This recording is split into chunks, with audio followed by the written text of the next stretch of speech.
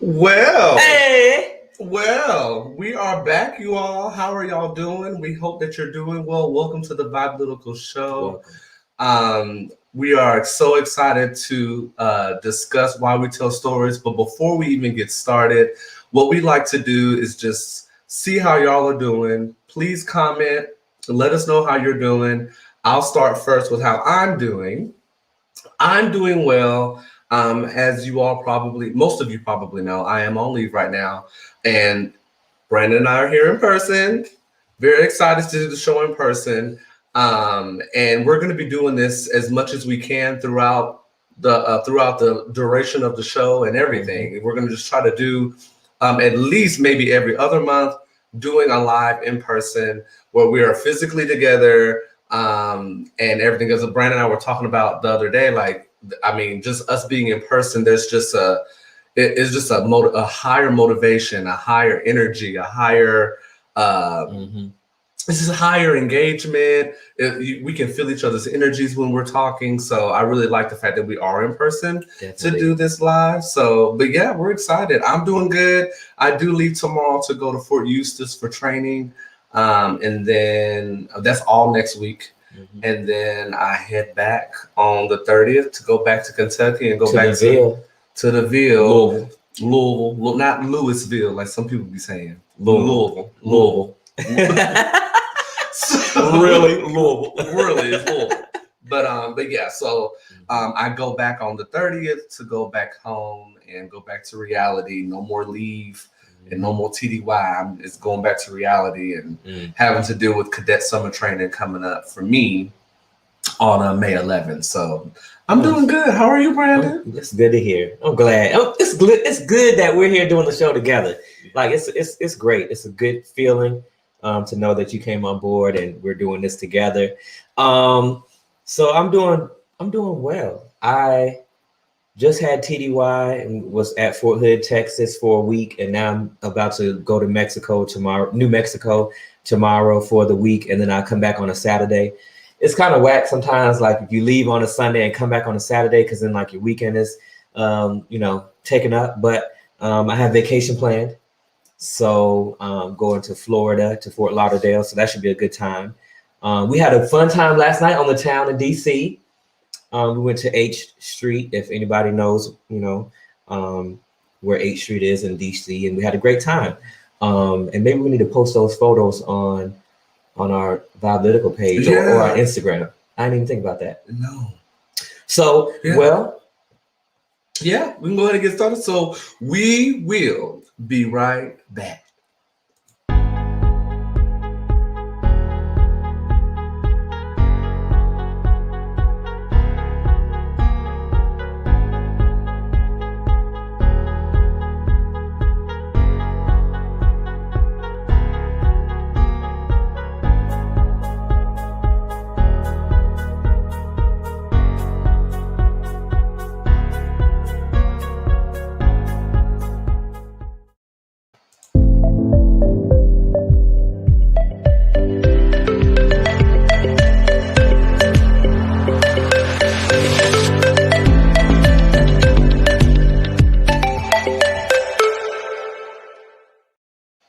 Welcome back, you all. So once again, welcome to the Vibe Show. We are back. So I'm so excited to talk about this topic, why we tell stories. So I'm going to go ahead and just jump right on in, y'all. So some of the questions that I feel that a lot of us have is when it comes to storytelling of any kind. And what I'm going to be doing is discussing the science behind storytelling. And of course, you all know that I kind of look up some of the academia behind the topics that I discuss. So I'm just so excited to talk about this. So some of the questions that we have when we tell stories and why we tell stories is, have y'all ever thought, why is my friend late? So when you think about a question like that, why is my friend late? You want to, I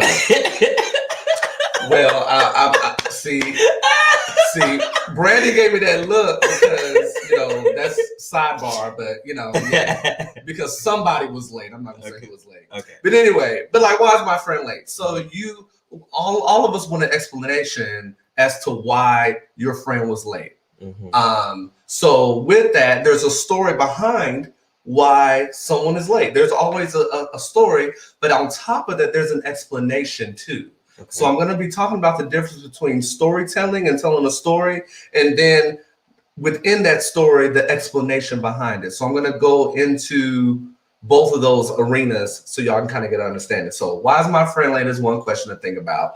And what is exactly happening when I sneeze? Now, before we went on live, I've been sneezing, so I'm gonna put it up there. So Brandon has 3 lovely cats, and I think that I have a small allergy to them. It's not heavy because I don't think I would be in this house this long if I was allergic to cats, but I have a slight allergy. So all 3 of his cats was kind of around here at one point, and then the sneezing began. I'm okay, and the cats aren't around. Well, one of them is that boom there, but it's funny that I have this question within my notes here about what is exactly happening when I sneeze, because now it's making me think, what's going on in my body that is causing me to sneeze? How am I sneezing? What is happening? Does my heart stop? Do I stop breathing? Like, these are all questions I have, right? So I want to talk to you all about Princeton University psychologist Tania Lombrazzo. I'm hoping I'm saying her name right. She was very interested in why we come up with these questions, right? And how our drive, though, to make sense of the world reveals something very fundamental about our minds and how we think. So as a researcher, Tania has been fascinated about how our minds yearn for stories and explanations. Like I said, how our minds yearn for that and what happens when we can't really find them. And I'm going to go into a deeper scenario. So she shared a story of when she was trying to find parking at Berkeley University, where she was a professor for many years before she went to Princeton. She stated that if she were to park there at noon on a Tuesday, that is a good time to park because most of those professors would be out for lunch. So she was trying to navigate when to find parking is around that time. Then she thought of the engineer lot being available as well during that time but during that time, it was unsuccessful. Either way, she was like, I can't figure out when is the best time for her to find parking. So she said that she kept coming up with theories in her mind as to when to park to ensure she had a parking space. So her theories would work for like a week or two, but they didn't last. So she was asked a question in the interview, what is the connection between the world of stories and the world of explanations? Like what is the connection between a story and then explaining the story? So she replied that both stories and explanations are ways that we really try to make sense of or understand the world around us. So she views it as 2 ends of a continuum. So a good story, so think about this, a good story is one that is full of detail and create visual images and emotions, right? But a good explanation is a bit more abstract. So think of just an explanation. So it might appeal to general features of the world, just a generalization of what happened. So if we look at everyday cases of explanations, we do a mix of storytelling and appealing to more general features of the world. So she provided an example of a person asking their coworker on why they were late to work. So I want y'all to think about this on her way to work. So a general idea is, oh, she was just stuck in traffic probably, right? So that may be the explanation. Honey, I was stuck in traffic. So if I ask you, Brandon, why were you late? Why were you running late? Like, what was going on? And your explanation is, honey, Andre, I was stuck in traffic. That's an explanation. But the storytelling comes in is this. She woke up 5 minutes later than usual. That's a story. They were rushed. Then she burned her toast. All these different things create the story. So the explanation is, oh, I was stuck in traffic. That's a general feature. That's a general feature. That's a generalized excuse as to why I'm late. But honey, there was so much stuff that happened in between her being stuck in traffic. She woke up 5 minutes later than usual. She felt rushed. She burned her toast as she was trying to make it. Those are the concrete details. The avocado toast too. The avocado toast, right? Oh, So those are concrete details within. So there's a story along that line. Mhm. So that gives us their perspective on how their morning was like and their emotions about how they were dealing with those events, right? Mhm. So she stated that we do both things, which is storytelling, providing the concrete details, and we do the explaining, which is extracting the structure Okay. of the world in a way that is generalizable. So a generalized response that you would give me is, "Hey, I was stuck in traffic." Mhm. That's the generalized, like which is that abstract view, that explanation. The overall explanation, honey, is just I was stuck in traffic. Right. But honey, there was so much going on within that. Mhm. So that's where the storytelling comes into play. So I just found that fascinating because, like, if you think about running late for work and your coworker asks you, "Hey, why were you late?" "Honey, I was stuck in traffic." That may be all you tell them. But you're not telling them the emotional roller coaster you were on, how you burnt your toast. I was trying to make some avocado toast, like you just said, and it burnt. Like there's so much stories in that, right? I have a question. Yeah. Maybe you're going to get to it. Okay. But was there a correlation between? Because I was thinking, depending on my relationship with my coworker, would probably be the stories I'm telling or the generalized explanation. So if I have a stronger relationship, I probably will give them the details because maybe they would care. You know, they would be generally inquisitive about why I was late, not just why were you late. And also, it may be by the way that they ask. You know what I mean? Like, why were you late? Like, it's not normal for you to be late, or why were you late? Like, if it's the second one, I just be like, I was in traffic. You know, but if it was a relationship where I have a good relationship with my coworkers and they're generally concerned, I might give them the whole story. I think that's a really good perspective too, because like someone that I'm friends with or someone that I'm cool with, I may go into storytelling. Mm-hmm. But she was just trying to separate what a storytelling is, right, and then what the true explanation is. The true explanation could just be I was stuck in traffic, okay, or I woke. Another general one could be I just woke up late. Mm-hmm. But she didn't even share her emotional roller coaster of the toast and all that stuff. Okay. So yeah, thank you for that. So what is powerful is that explanations and stories are about constructing models for the world. They allow us to cut through confusion and to instill complexity into simplicity. So the complexities of a story would be all the stuff I provided earlier, the details. The simplicity is, honey, I was just stuck in traffic or I woke up late. Right. But there's a whole bunch of other stuff within that, right? So her studies revealed that our capacity for explanations needed to be studied carefully. So our drive for explanation, in fact, needed explanation. It needed an explanation. So the explanation is what I said earlier. I was stuck in traffic or woke up late. That's just an explanation. But girl, what happened in between all that? Like, that's where the storytelling comes into play. Because now I'm giving you details as to why I was late for work. So for instance, there are times when this drive can make us curious and help us discover new things, which is the storytelling piece of it. But there are other times when our hunger for a simple story can have us leap to conclusions and become less curious. Right? So if you just gave me the explanation, I was just stuck in traffic, that's an explanation. But I may be less inclined to even find out more because you just gave me an explanation. The explanation cuts out the storytelling. Right? So she provided an example of when people are interviewing someone for a job. So think about someone applying for a job position in their business, right? When we interview people, so if we're the management, we interview people, we tend to construct a story about the kind of person they are and how they can fit into the job.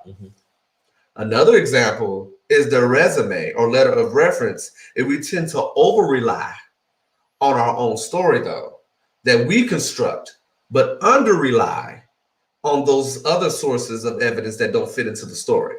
So an example of that can mean, okay, I'll be a little bit more detailed. So we construct a story of an individual based on what we see when they come into the office. Right. So let's say they're very monotone. So we're interviewing them. We saw all this amazing stuff on paper, like they look sharp, but when they come in, you're like, girl, why are they so dry? Like I need them to have a little bit more energy. So automatically, as humans, we construct our own story in our mind of what they're like. And so that's why she was saying that we over rely on our own story about what they are. We create our own story in our minds. But honey, on paper, they actually qualify for the position. And we under rely on that resume or those letters of references. Like when we get references and stuff, we under rely on that because when they came in to do the interview, I've already constructed my own story as to how they're going to be. Right. So is that good or bad? It can be both. And it can be both. Okay. So expound on that a little bit. Yeah, expound on that a little bit. How you feel it could be both. I think it could be both good and bad. I'll start with it being good. Personal example. Like I think I asked you this question the other day. And when I asked you how long you've been in the Army, you said like 17 years. I've been in 21 years. After you've been in probably 10 for anybody who's in the military. It's not just military. Let's just say anybody who's been in their particular career field for 10 years or more. And you work with people. So a job where you work with people, you've been in it 10 years or more, you generally have, hopefully, emotional intelligence. So using your emotional intelligence, you can think that somebody is a certain way based on, your first impression of them because you're good at it now. Like you're good at reading people, you know what I mean?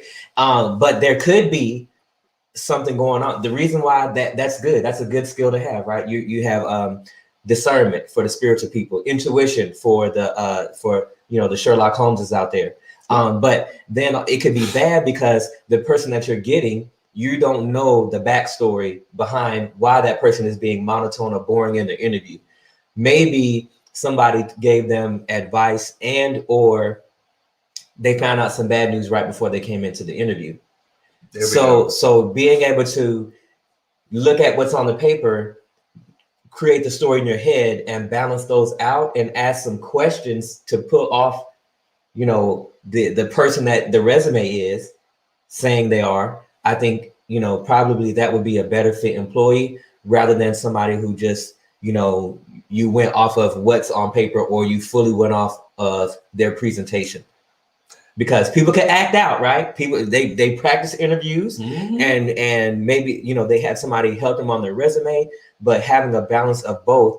And that would also, I think, show you how, if we're talking about we're the supervisors, we're the interviewers, it would help you probably see what the managers or supervise, like help you really see what they'll bring to the table. And if it's a job where you're working with people, it will help you see how they would work with the team.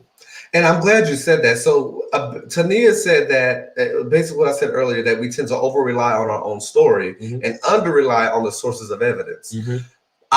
For me, and this is just me speaking now, not her, but I think that it should be a balance. So you kind of explain that in a really good way because I think there should be balance. There should be an essence of you looking at what's on the paper, but then at the same time filling them out, that emotional intelligence that you said. Yes. Because at the end of the day, someone can be very qualified for the position, but if their personality is not aligned with like how you feel they'll accomplish the mission or accomplish the tasks that are provided, then I may not hire them. Right. Because I'm like, I'm looking for someone that has a little bit more up. Because I could look at somebody with the same qualifications as the person that was monotone, and then I may be more inclined to hire them.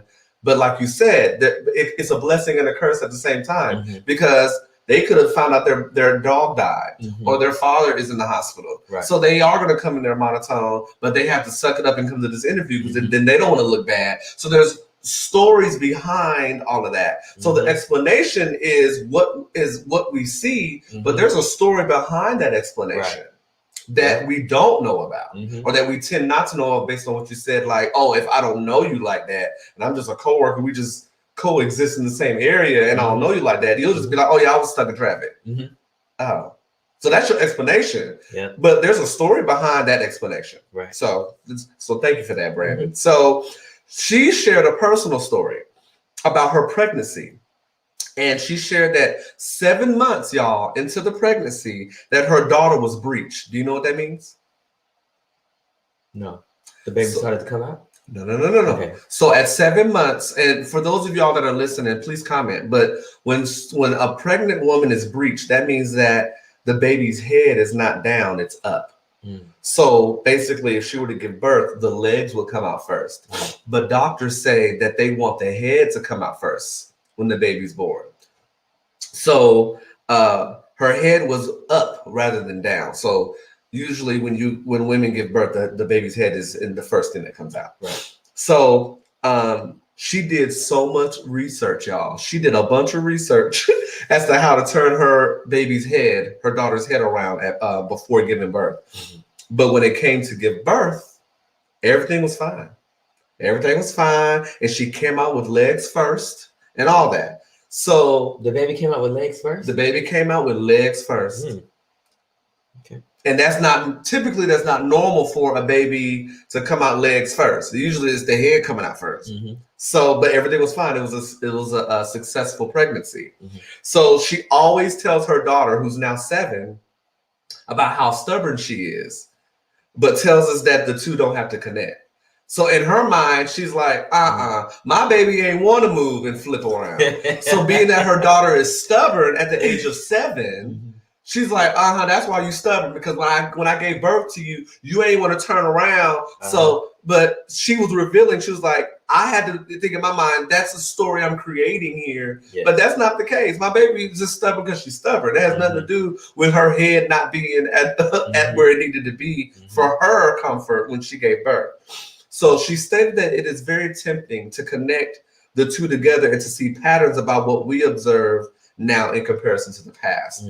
And we formulate stories in our own head based off of our past experiences and try to connect it. Now, mind you, there can be some truth. Now, this is me talking now. There can be some truth to how behaviors of someone in the past can bleed into into the present moment, but she's saying that it's not always the case, and that we kind of have to get out of the habit of associating past experiences to the current, because they may not always align. Yeah, I got to comment on that. I think for me personally, I do that sometimes. I think it's human nature to associate past experiences with the present, but I think what I've sort of done is flip that to where it's more important about my condition, perception, ideas, my thoughts. So it's more about like what I'm thinking about rather than you. Oh Lord, why is that trying to listen to me?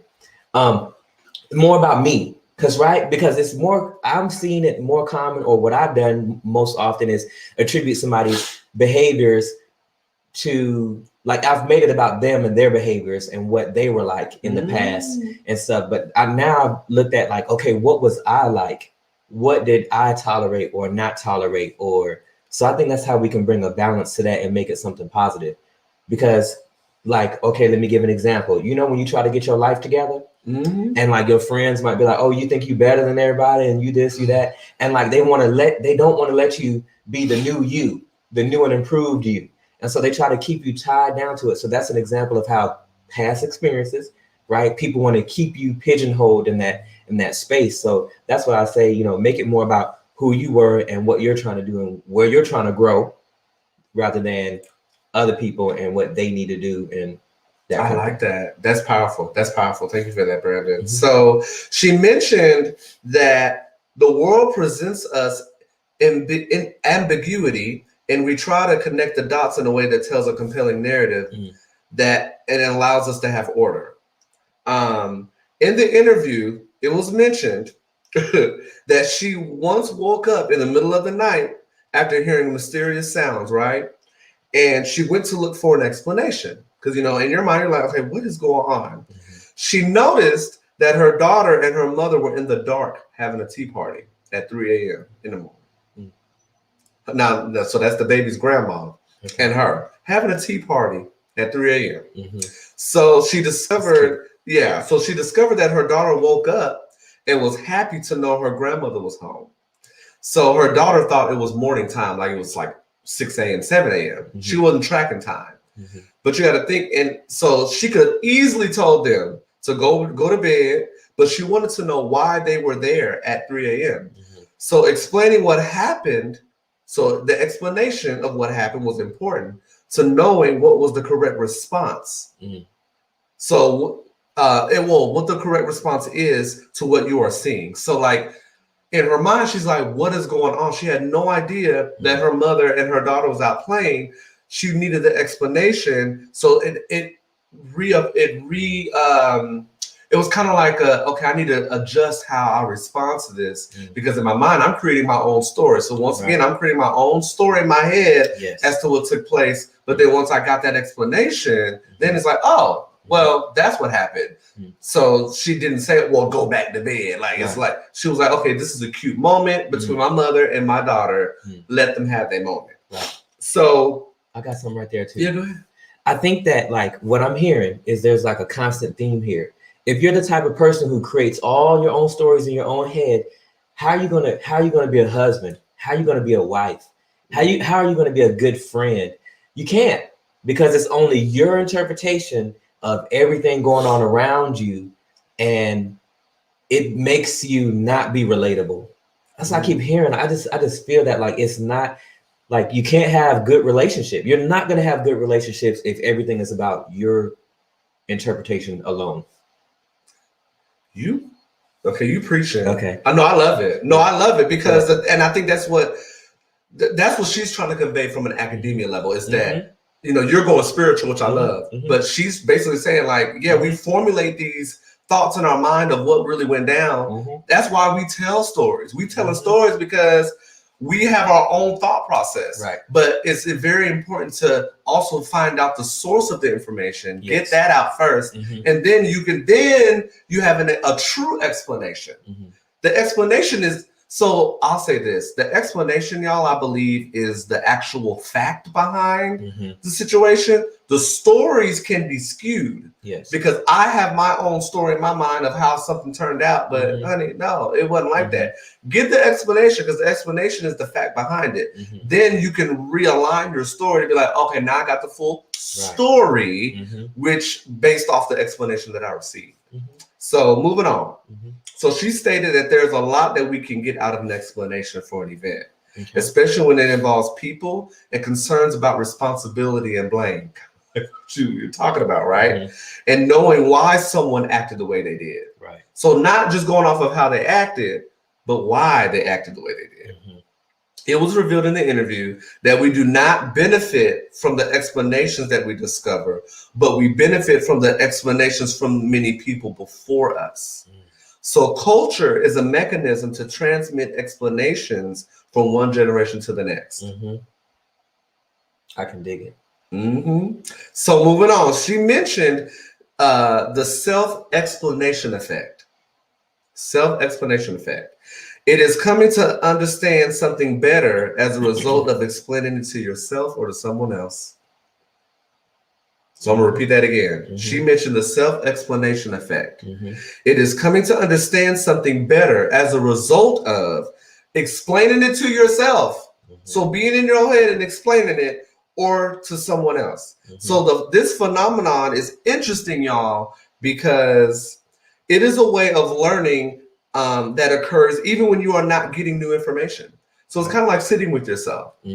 So you jump to a conclusion or you leap to a conclusion, but sometimes you just have to sit with yourself and be like, okay, let me get out of my emotions and look at what is going on. And then you can actually explain a lot of what is going through your mind and come to your own conclusions. So she mentioned it as you are just rearranging and scrutinizing what is already in your head. In these moments, there's that aha moment. And you come to realize you understand something better, or sometimes come to realize you thought you understood something, but realize that there was a gap in your story that you needed to fill. And I'm going to explain that to y'all. I'm going to explain what that means. This may be a little bit controversial, so I'm just letting y'all know. So the illusion of explanatory depth. The illusion of explanatory depth. She stated that many of us feel like we understand how a lot of our devices work. So I want y'all to think about this. When asked that question, most of us immediately say, yes, I know how it works. So I'm going to ask you a question. Do you know how how to use a zipper? Well, how a zipper works? Do you know how a zipper works? I think so. Okay, so you just said I think so, right? So you think you know how a zipper works. So for her, she used an example, well, how a bicycle works, how a microwave works, or a zipper. Mm-hmm. But when someone is asked to explain it, explain how a zipper works. Mm-hmm.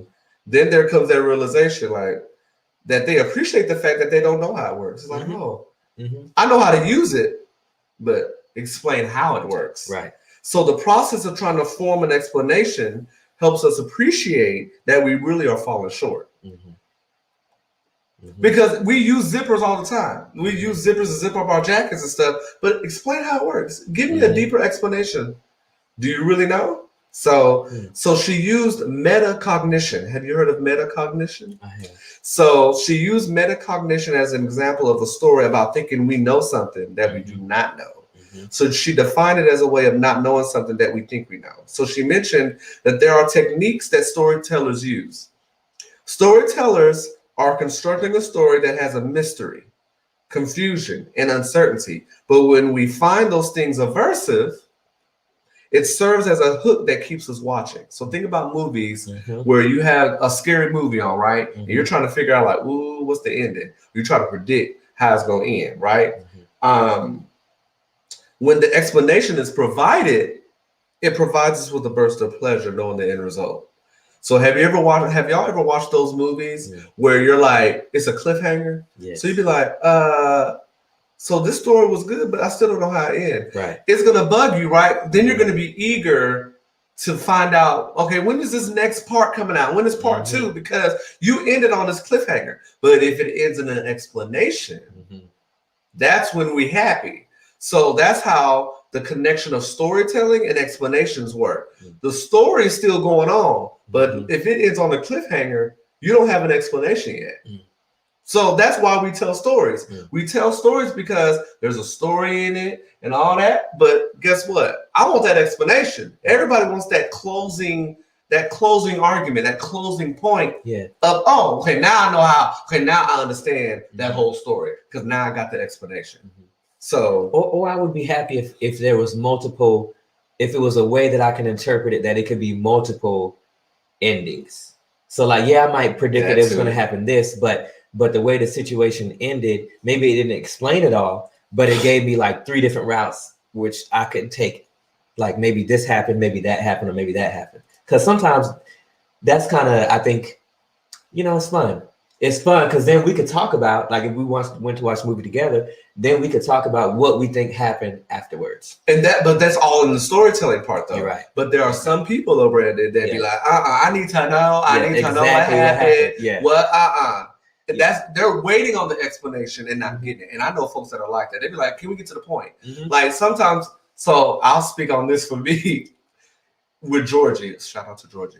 Ooh. But I'm about to put on blast. So sometimes I'll be telling Georgie something. Actually, not Georgie. Let me not do Georgie like that. Lord forgive me. Stella. Yes, Stella. I'm talking about, so if you're watching this, Stella, I be telling a story, right? She be wanting to get to the end. So she be like, okay, but what happened? What's the end? I'm like, well, girl, I want to give you the suspense, girl. I need to give you the detail because I love giving story. That's why I wanted to do this episode because I want to go into the explanation of why we tell stories because it creates that visual image in our minds, like oh my God, okay, all right, I got that. Kind of like you like those multiple layers, like you get entertainment out of like, okay, I got that explanation, that one. I wonder how it ends. And then when it ends, you're like, oh, that's how it was. But Stella, no, she'd be like, what happened? What? I'm like, get to the end. Like, girl, what if I want to give you more information? She hit the fast forward time 16. Forward. Yeah, time 16. Right. Just be go. Like, girl, I want to give you everything. I want to give you I want to have people sit in my shoes. I want you to feel my emotions during that journey, not just be like, well, girl, I went to the store and I got hit on. Well, girl, can you tell me how you got hit on? I want to know how. Well, what hour were you on? Yeah. What was he? Was he checking you out? Was he looking at them cakes? Was he doing something? You know, like you want to know how it led up to. But if I just say, girl, Stella, girl, I went to Target and I got hit on. That's all she be looking to know. It's a clip. That's part of a cliffhanger because it's like, well, what happened? Mhm. What was the end result? Did you get a number? Did you get the digits? Mhm. Like, there's so much within a story, Mhm. and people just want the explanation. Mhm. It's like, well, girl. Like, I think the story, like the way you're talking about this, like the stories just make it more fun. it make it more juicy. Like you get to have the experience. Like I wasn't there, but based on the way you tell the story, I get to have the experience with you. Yes. But some people be like, no. Yeah. What happened? What was the end result? Did you get some? Did you get it? I said, well, So can I put you on the spot real quick? Okay. Do more of your friends enjoy the story? Like, are you friends with more people who want to hear all of the details of the story, or friends with more people who are just like cut to the chase, get to the end point? Yeah, you put me on the spot a little bit. No, it's fine. No, it's totally okay. Yeah. Thankfully, I do have friends, and this is no shade to Stella. Yes, because we know you love Stella. I love me some Stella. That's my girl. Mhm. But yes, I do have more friends that want to hear the entire thing. Yes. It brings me joy when I have a friend, but I have those select few. I think the reason why I feel like they want to just get to the point is because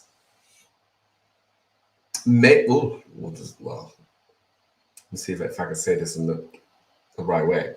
I think that people want to hurry to get to the point because, oh Lord, you know we okay. Let me not say that right now. Look, okay, and the reason because I'm creating my own story right now, and the story that I'm creating is while you're telling us, about this research and why we tell stories, I'm sort of looking at my relationships and friendships and all of that, and the ones that are building, and our friendship, like I like all the deets, and I like to exaggerate some too, but I will tell Andre when I'm exaggerating. So if I'm getting hit on at the grocery store, I'm gonna make it you can make it a whole production. Yes, and I like the production. Yeah, and what's interesting though is I wasn't always that way. When I was younger, I didn't really want to talk much. My mom, she would make me practice conversation. Yeah, you told me about this. Yeah, she would her and my grandfather would sit with the dictionary and just look up words. And so we would make fun of words. Remember Living Color? And that dude would be like, the penetration of the castration of the whatever, and it was hooked on phonics. And then he had George Bush's wife going there. Yeah. So we used to make fun of words and stuff. And so my mother and my dad would make me tell stories and be detail oriented. So then it kind of just got me in the point of having the conversations and people who want to celebrate you. For me, I feel like maybe not for you, but for me, those relationships are stronger because they know more and they want to know more and they want to be a part of it. So I feel like for me, those relationships have more circulation. Yeah, and I think I might as well just go ahead. Okay, so I'm gonna say it in the best way to not be attacking folks that just want to hurry and get to the point. Right. So what I'll say is this. I think for most of my friends that want to hurry and get to the explanation, it's the excitement of knowing knowing how it happened. Okay, that's another because they're really not that interested in how it happened. They just want to see me happy. Yeah. So I'll say that in defense to the ones that just want you to hurry and let me know what happened. I just want you happy. So I don't care about the other stuff because as long as you are getting what you want, that's why they don't really engage in the deets. Right. So that's their personality. But then on the flip side, I'll be kind of feeling some kind of way because when they tell me a story, they go into detail and I don't care because I like the deets. So I'm thinking well, dang, you don't let me go into the deets, but you can though. I'm just saying though. Yeah. Well, you get to go in the deets and I'm like, yes, girl, what happened? Oh my God. Yeah. But then I don't get it back when I tell a story. I got another piece. When you're telling a story to somebody and they not reacting off of it, do you tell it differently? I think I felt myself do that. I low key do that. I be like, I ain't even gonna give you all the tea. Are you listening? Did you hang up? Are you listening to me? I noticed when I'm telling the story, I say, or I look for them that verbal feedback. You do that. Okay, so I want to talk about that a little bit. Then we Okay. got to move on because we Okay. got a lot. Well, Okay. we wrapping it up. We almost done with my notes. Okay. Okay, so I want to talk about that. Mhm. The whole, you know. Mhm. So you kind of threw me off a little. You throw me off quite a bit Mhm. when you do the you know, because I'm thinking like, well, I don't know. So I'm like, so I'm like, I want to know, but then you'd be like, yeah. So I went to the store and yeah, I saw, this guy was hitting on me. I'm like, get off my face, And I'm like, well, I don't know. I don't know. Is that how I do it? You do, and I'd be like, well, I don't know. Did you want him out your face, or did you engage a conversation? Because I'm like, I want to know. Yeah. So I mean, that's an example. He didn't. That's not a story, but I'm just saying, like, I'm using an example of like how he'll put me into it because I guess I have that it's really not empathy, but I like to be in it. So I'm in it with you. I mean, it may be empathy, but like I'm in it, and then like I don't have all the information yet. So when you say I'll be like, well, I'm trying to know. I don't really know yet. So I don't. It's subconscious. It is, and I know you don't mean any harm, but I'll be like, no, Brand, I'm trying to find out. I'm trying to know. Yeah. Like I'm trying to know. Okay. So you do that subconsciously, and I let it go because, but sometimes I'll be like, no, Brent, I don't know. Mm-hmm.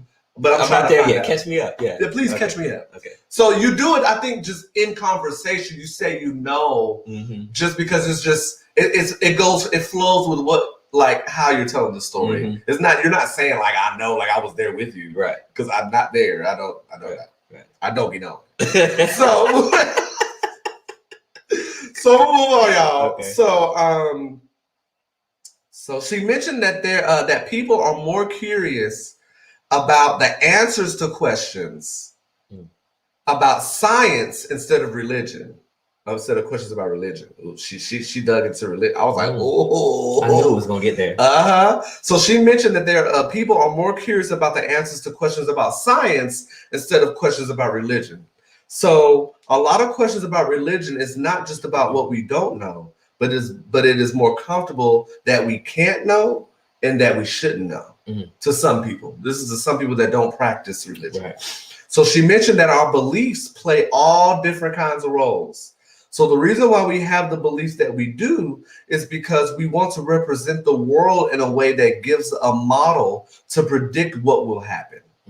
Okay, so our beliefs play important social roles. Mm-hmm. They play important moral roles, personal roles, and sometimes, like religion or relationships to certain people or institutions, demanding an explanation might compete with other kinds of goals related to relationships and trust. Mm-hmm. So she stated that there is evidence that science can explain the human mind.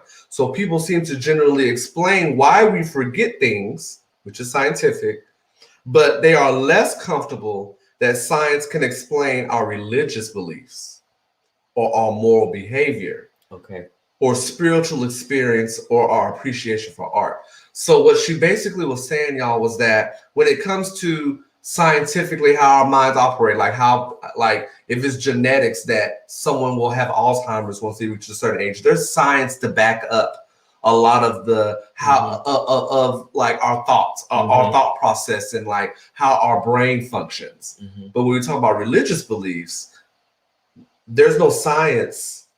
She's saying that there's no science to someone's religious beliefs. Mm-hmm. There is none. That is your morals. There's no scientific data to go into morals. That's what she's basically saying. But no, you can give me your counter. Do you have a counter to that? I think it depends on how deep you go with religion, how deep you study it. I think for the people who study a little deeper, you kind of find that science and religion definitely go together. But, we be throwing shade at people who go to a church building, not condemning them. Yeah. But a lot of times the people who are up there preaching the sermon are not empowering people to have their own personal experience. So I think I have a way to explain this right here. So maybe because science can explain the mind, people trust it because they can say, oh, I get what they're saying and I've had that experience. Yeah. There's an explanation to it. There's an explanation. when it comes to religion or spiritual beliefs, the explanation is based on the interpretation of the person who's usually the teacher. Right. But within organized religion, what we don't find a lot of times is the encouragement for people to study on their own, which is what we do, which means that we then have a relationship with the Most High. And I would say we have scientific evidence. Now, it may not be acceptable for everyone else, but based on our experience, and I'll just talk about me based on my spiritual. You can say our. I'm with you. Yeah, like based on our experience, that is evidence at that time because we've had the experience. But if we just went, okay, I got it right here. If we just went to another human being, so if we went to another human being to get to God, we really didn't have that experience. Mm-hmm. We may or may not have because our mind is in our body. It's in our body. So when the science explains how the mind works, our mind is in our body. We have that experience. If we go directly to the Most High, Allah, whatever God that people are worshiping, I call him the Most High. If I go directly to the Most High, then I've had that experience at that point. Then it becomes like my mind in my body, and then I would say that's when my faith has become real from those experiences. And I think what she's saying is that when it comes to our brain functioning, there's science to back up the brain function. But when it comes to the moral aspects of it or the social aspects of it, really the religious aspects of it, there's no science to back that up because it is within us. So brain functionality is universal. Everyone has brain function. So how the brain functions, it don't matter where you sit spiritually or religiously. Everybody's brain functions the same way. So there's science to back up someone having Alzheimer's, someone having a mental disorder. There's science to prove that. But our own personal beliefs in the Most High, our moral standing, she's just saying there's no science to back that part. That's what she said. That's what I'm interpreting from this psychologist. I like it, and this is a great conversation. Yeah, I got one question for you. Okay. So Jim Carrey, I can't remember the name of the documentary, but he was in a documentary, and it was where so I don't know if you would consider, I'm just asking your opinion on what you would consider this. So the experimentation was to show that we're all connected. So if you saw certain images, right? If certain images is flashed on the screen of people in distress or people being hurt, or like in those images, like your brain would have a reaction. Would you then say that's only scientific because it's what happens to everyone's brain, or is that also a signifier of a morality that's within us? That part.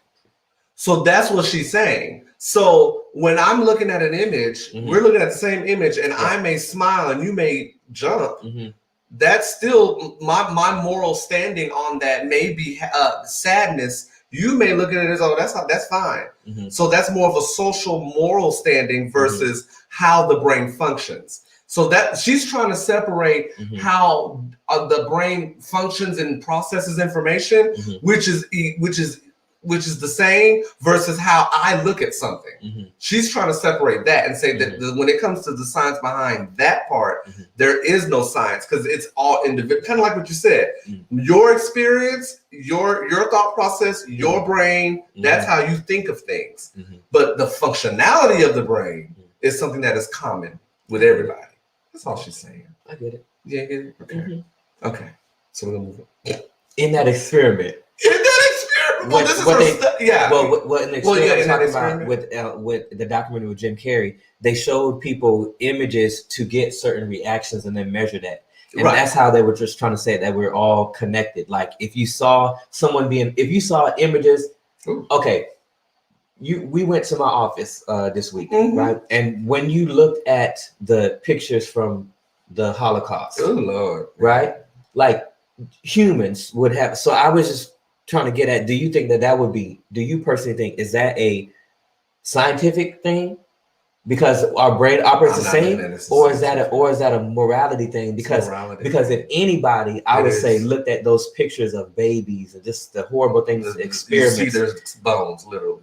So I guess that's just kind of maybe the little inkling that I'm connecting to, like the morality / spiritual piece of explaining how we all, most humans have that. And if you don't, they say you're what is it, like you're in you're some form of psychosis or Yeah. social something. More Sociopath. Yeah, sociopath. I was getting there. You was getting there. Okay. Yeah. So I think with it is more of a morality thing. That's why she's saying that science is not tied to how our morals are. Okay. That's really what she's saying. Okay. There's no science to back up somebody's religious views. Yeah. That's all based on morality. Yes. That's all she was saying. Okay.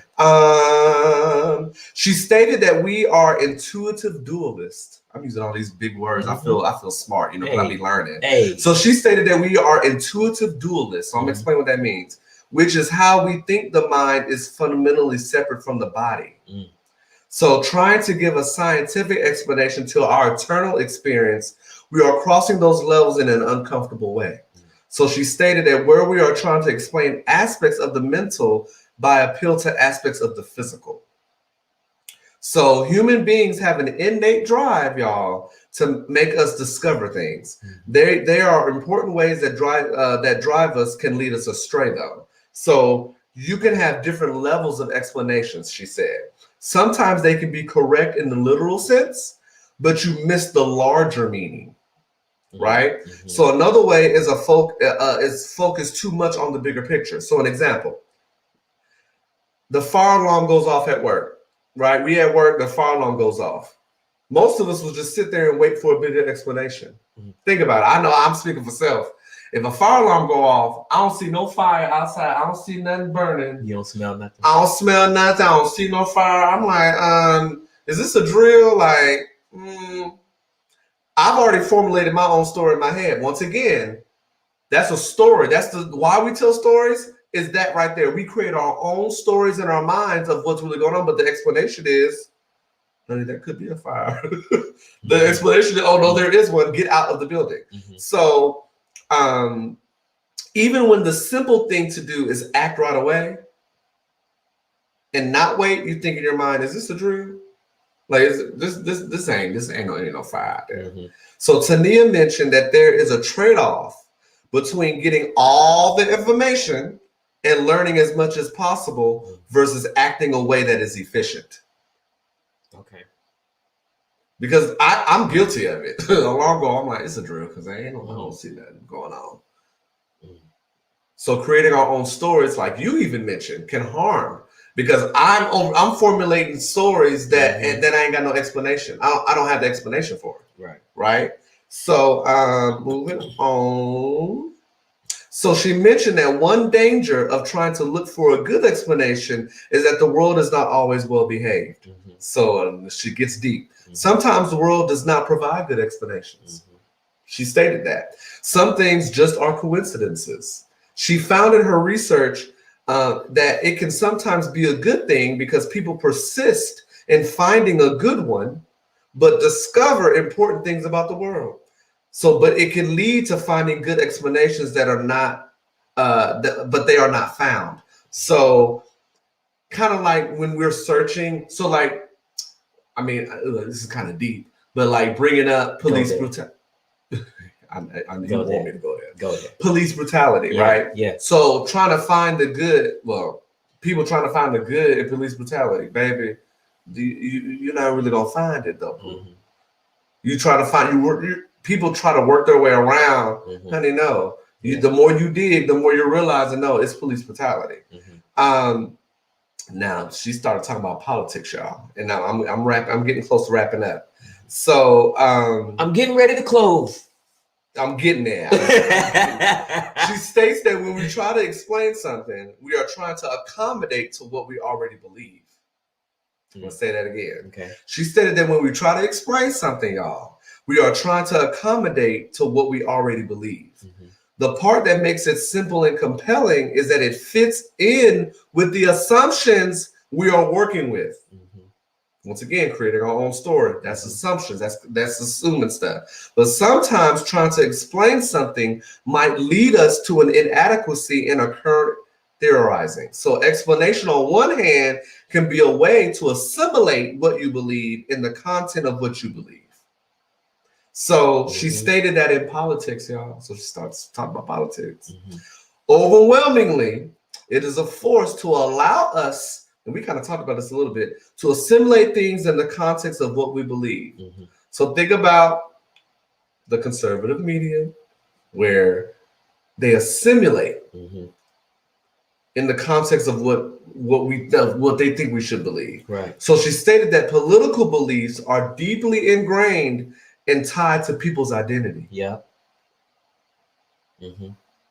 Oh, you said yeah real quick. Yeah. She stated that political beliefs are deeply ingrained and tied to people's identities.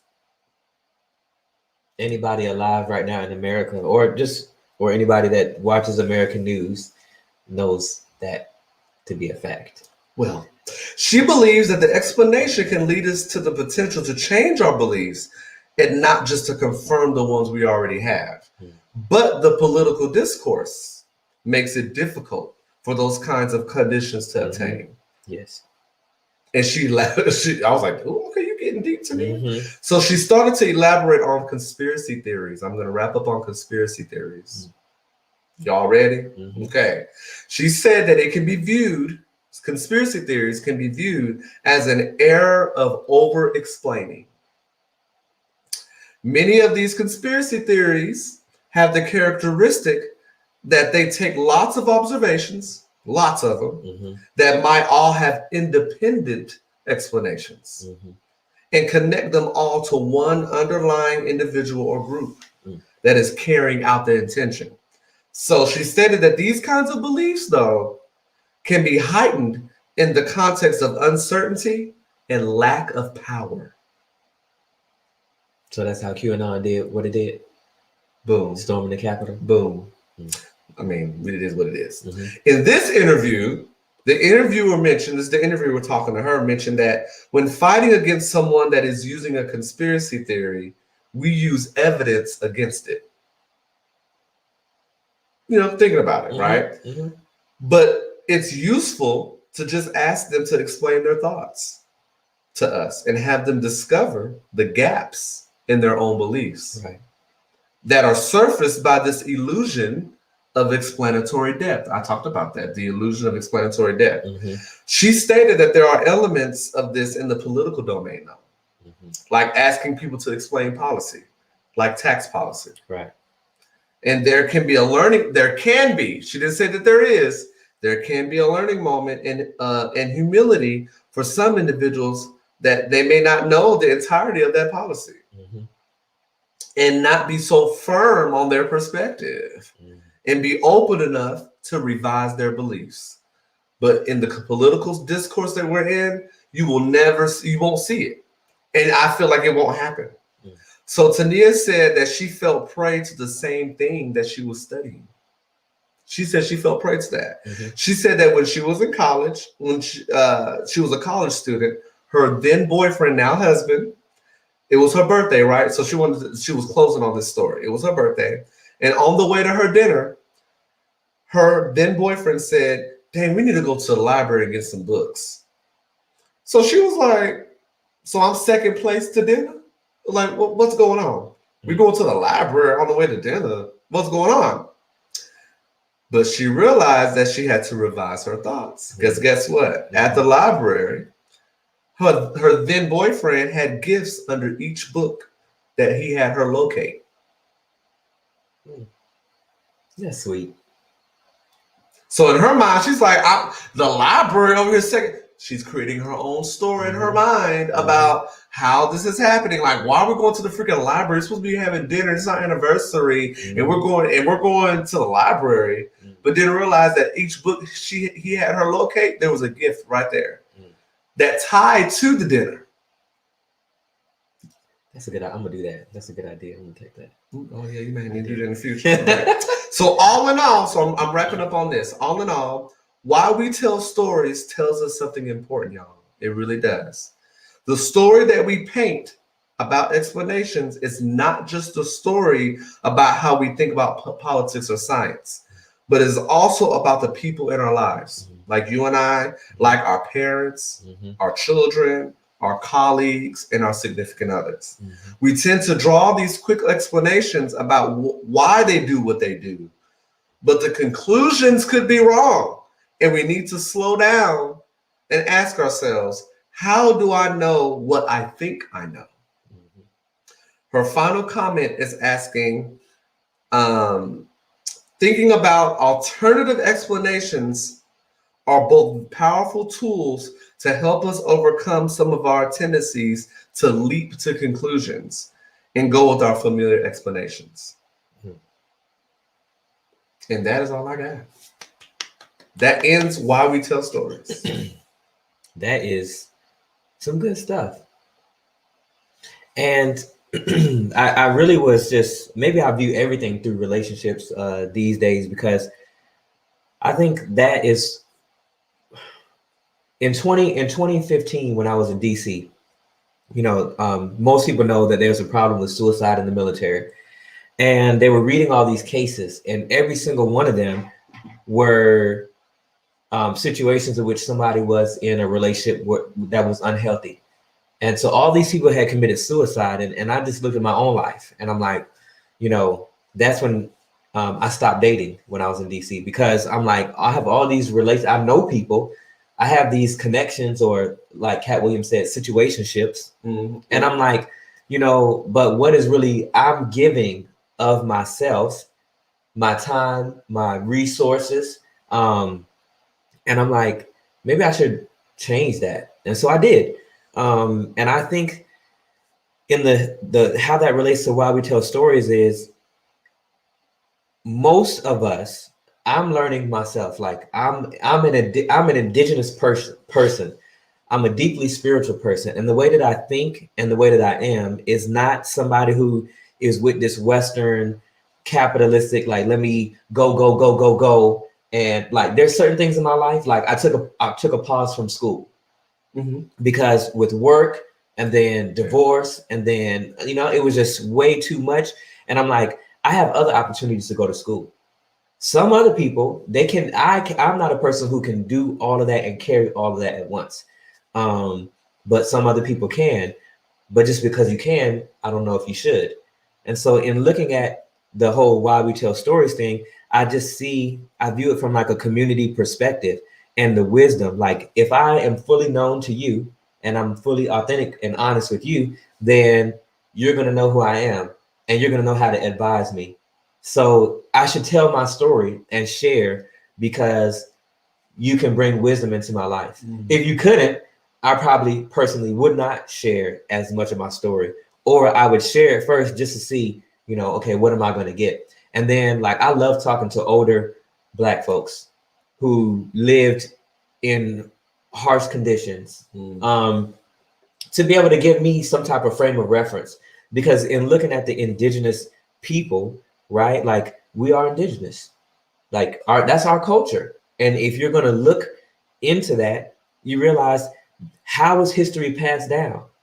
And so when you tie that back to the scriptures on who we are as Hebrews, as Israelites, if you're really going to go there and you're really going to look deeper into it, then you're going to see that the reason why many of us don't know who we are is because it said it in there.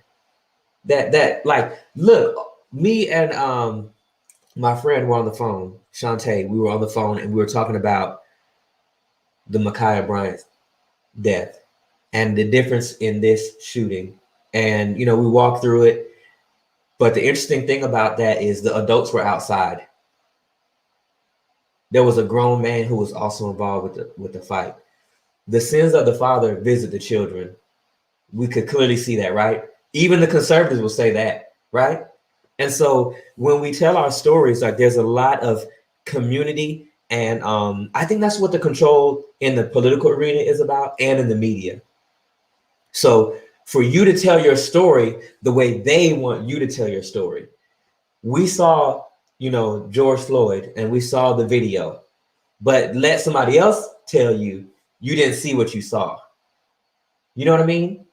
Every situation is a different situation, but to approach it as a situation is not about what somebody told us it is. I think it's how we keep our authentic story with one another and how we build that community. And having people be open to our interpretations and being open to theirs and being able to come together, because everything's inflammatory, right? Like the current culture we're living in, it's funny because everything is inflammatory, and there's this whole idea of cancel culture. But if you talk to us, we've talked about that. It's not really, we didn't view it as a cancel culture, really. It's just you're being held accountable for your actions. You're being I have a word for it. Okay. Consequence culture. Consequence culture. So instead of counseling them, Mhm. consequence. Right. You suffer the consequences. Right. Because I feel like, well, no, I cut you off. No, fine. Go ahead. I feel like with cancel culture, with the cancel culture, it could lead to someone taking their own life and not seeking forgiveness. If you cancel them, now, yes, they need to be held accountable, but if they seek the Most High and seek forgiveness and repentance, because that's what, I mean, you know, Jesus died for our sins, so I'm just saying. So I feel that I don't know why that word just came up, but instead of cancel culture, I feel that we need to be calling it consequence culture, which is what Derek Chauvin about to get. Right.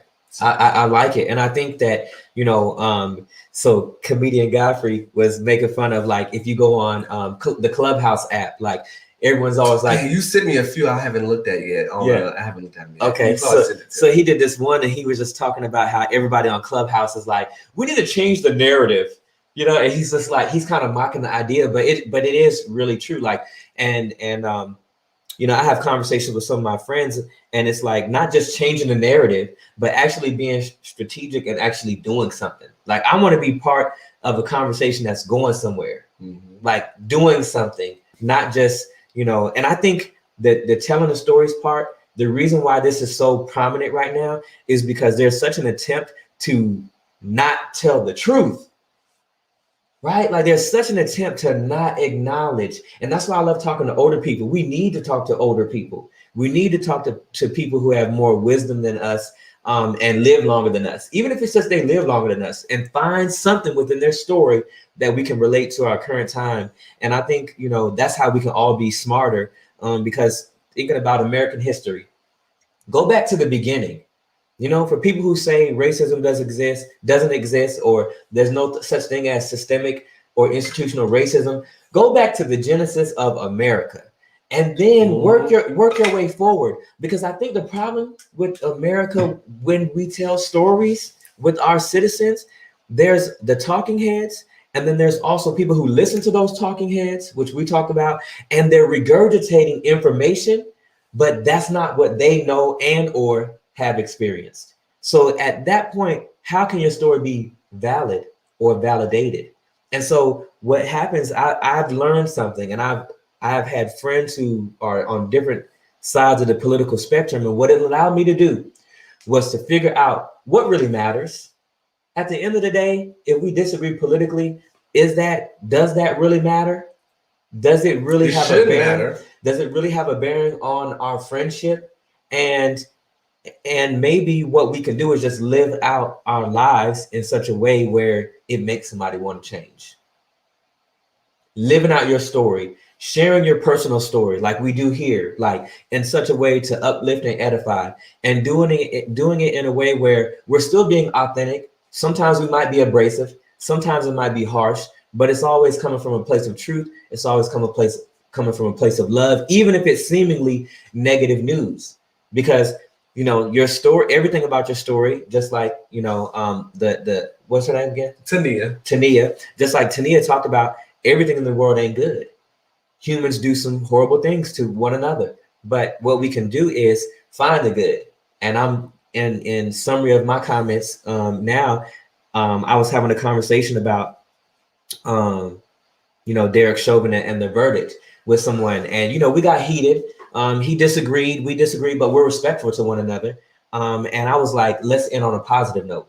And the positive note is that, you know, throughout generations, when you look at the angry mob, as the defense tried to portray, meaning the people who stopped from a 9-year-old to I think 16. he was in his 60s. From a 9-year-old to a 60-year-old, from an MMA fighter to an EMS, worker, everybody stopped to watch what Derek Chauvin was doing, and they all knew it was wrong. I was like, so if nothing else, we can have faith in humanity based on that. In the diversity of the folks that watch. Yes. And different ages, different races, different. And they all did something in their own way to try to diffuse the situation. Mm-hmm. We could, you could always argue if they could have did more, should have did more, or whatever. But I appreciate what the one young lady said who took the stand. She was like, I have some sleepless nights, and I'm still, traumatized by the situation.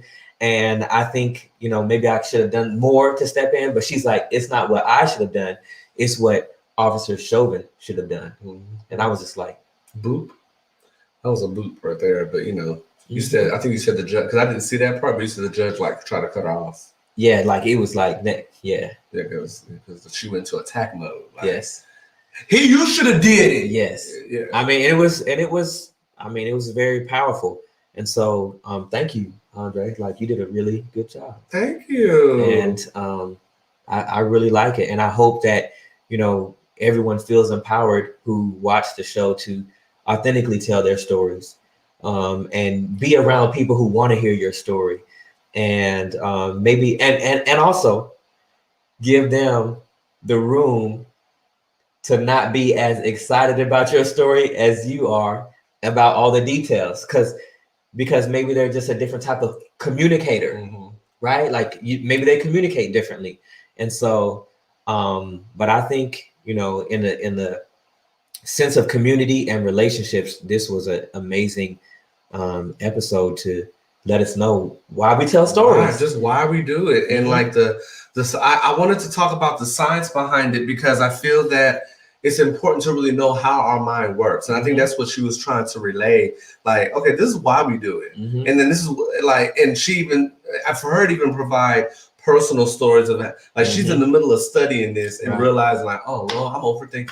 Like I created a whole story in my head on like, why they up at 3 a.m. and now I see it's a cute moment. Instead of me being like, get your behind back in bed, is now she's like, oh, they're having a whole cute moment. So I just found that interesting with why we tell stories. I'm glad you put that perspective in there of, well, make sure you're authentically. Yeah.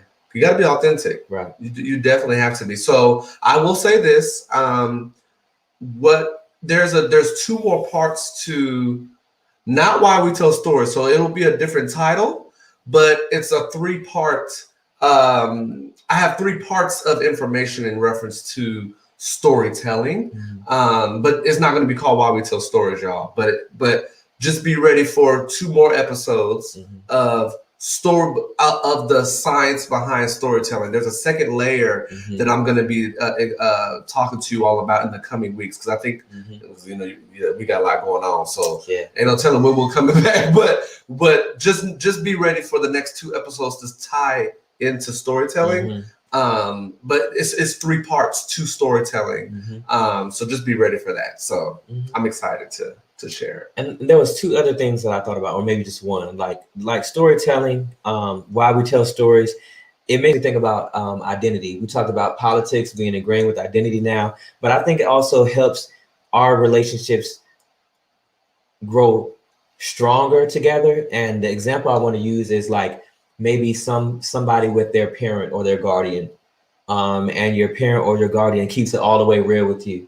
They tell you, that they got high, they smoke weed, they, you know what I mean? Like they show the human aspect that they were young once too. Yes, they were, they grew up in society too, where the same kind of, for some people want to call them temptations, if you want to call it that, like where, or experimentation that, that they're human too, because sometimes we have an idea of who a person is and we don't know the fullness of them. And maybe by them being more relatable, because they're now telling you this story, your relationship can grow stronger together and you can have a deeper impact. I like that. Like young women who had an abortion or or thinking about abortion, and then they find out their mother had an abortion. And there's politics behind that too, though. Right. Because you have certain one side saying, "Oh no, they're pro-life," Mhm. and then pro-choice. Look, it's just that, and what I think is amazing with that piece. Okay, so if we're going to bring that to it, what I think is amazing about that piece is, I can be pro-life all day long, but that doesn't mean that should be your story. I shouldn't be writing your story. And if I'm pro-life, right, and I think that's what the political arena is polarizing, because both sides are trying to teach both sides what to do, but we should legislate off of, you know, what is good for all. Like just create a life. If we don't want people to have abortions, this is what I think. Have a take care of everyone. Give everyone, like, why in America do we not have healthcare in the midst of a pandemic still? Create situations where people, where a young woman in college or a young man in college, like, that's not the best option for them. Mm-hmm. To where they can still afford to live a life and move on. Mm-hmm. Create situations in which, you know, like, hey, we want to encourage you to put your baby up for adoption. You know, create situations that are you know, more conducive to the life continuing.